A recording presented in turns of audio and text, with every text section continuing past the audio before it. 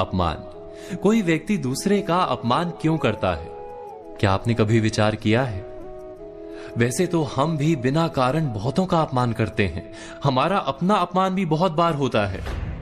संसार का सारा व्यवहार एक दूसरे का अपमान करने पर टिका है। जैसे पति अपनी पत्नी का अपमान करता है, पिता अपनी संतानों का अपमान करता है, नौकरी देने वाला अपने नौकर का अपमान करता है, अर्थात जो भी बलवान है वो निर्बल का अपमान करता है।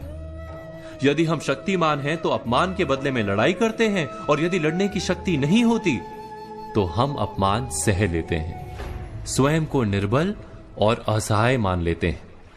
हमें छोटे होने का एहसास होता है। ऐसा प्रतीत होता है जैसे हमारी आत्मा कुचली गई हो। किंतु कोई किसी का अपमान क्यों करता है? हम विचार कर रहे थे कि जब अपमान होता है तो मनुष्य को अपनी निर्बलता का एहसास होता है, और निर्बलता का बोध मनुष्य को कुचल देता है। वो अधिक से अधिक निर्बल बन जाता है, अत्याचार सहने की आदत सी पड़ जाती है, आत्मविश्वास का नाश हो जाता है।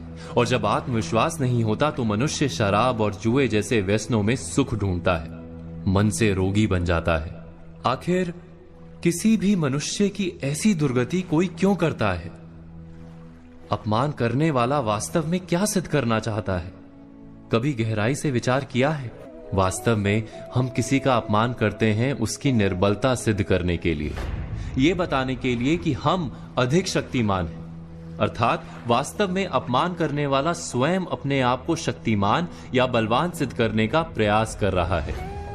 अपमान करने वाला हकीकत में अपनी शक्ति से आश्वस्त नहीं है, उसे अपनी शक्ति पर भरोसा नहीं है।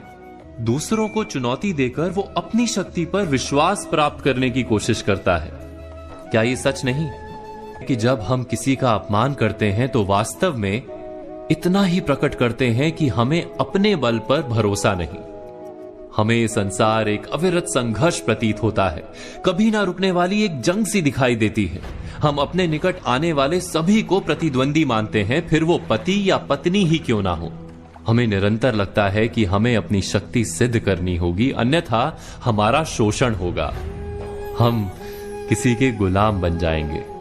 किंतु क्या हमने कभी विचार किया है कि दूसरों को प्रतिद्वंदी अर्थात दुश्मन मानने के बदले कलीग मान लें, हमारी सहायता करने वाले सहयोगी मान लें, अर्थात दूसरे व्यक्ति को प्रेम करें तो उसका अपमान करना आवश्यक ही नहीं होगा। किंतु प्रेम करने के लिए आत्मविश्वास आवश्यक है। जिसे अपनी शक्ति पर विश्वास नहीं, वो प्रेम कर ही नहीं सकता। अर्थात जिसका हृदय आत्मविश्वास से भरा होता है, ना वो अपमान करता है, ना अपमान को स्वीकार करता है। क्या ये सत्य नहीं? इस तथ्य पर विचार अवश्य कीजिएगा।